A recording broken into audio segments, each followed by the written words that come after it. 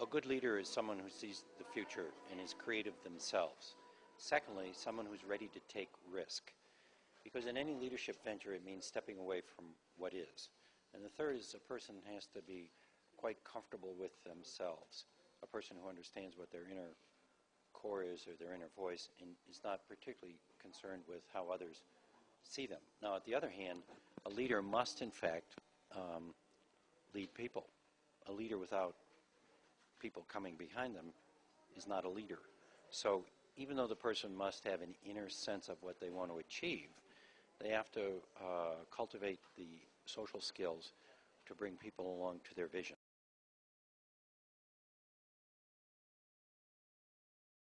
And the one who has the ability to be able to drive a team.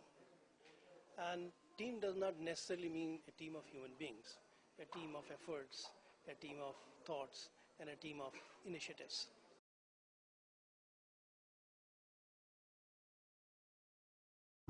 Certainly patience.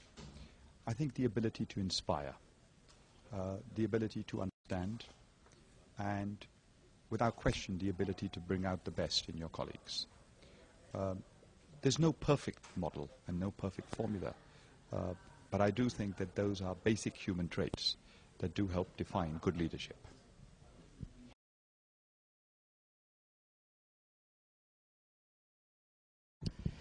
The one which is most important is transparency, openness. The person should be a real team worker. He should always be a learner. Learner every moment. Then only he can be a leader.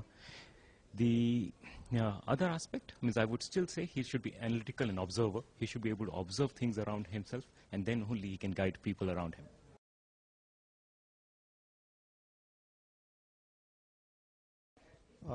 To me, a good leader is one who invariably operates on his strengths. What tends to happen is as you kind of keep growing, you start realizing that you don't know a lot of stuff, and you start building skill sets around that. That's important. But leadership is all about knowing your strengths and also knowing what are you not good at. Try to build complementary skill sets in your team so that you're always operating on your strengths and your team does operate well in that way. So that, according to me, is the most critical attribute of a leader. Other than that, what's also critical is a fairly large quantum of EQ. Now, that's very important because what happens is as you keep growing up in your career and you start playing leadership roles, if I were to put percentages to the human component of work and the task component, the human component starts increasing. So if you're kind of heading a place, your human component is as high as about 80%. So what's important is the EQ. You've got to connect with people. You got to understand people as they are. So that's to me is the key attribute for leadership.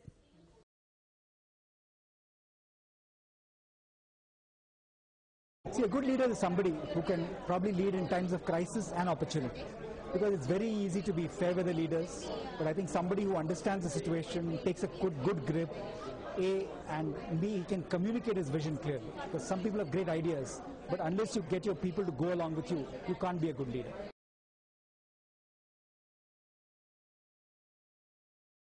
A good leader must be able to demonstrate genuine vision with ideas on how he can realize them. I think there is a bit of big difference between visions that are realizable and visions that are good for conferences. And a true business leader should be able to have ideas and a roadmap to achieve that.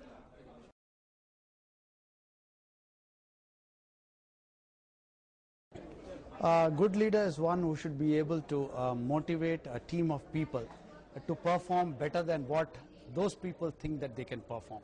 Right? Getting extraordinary stuff out of ordinary people in a cohesive manner.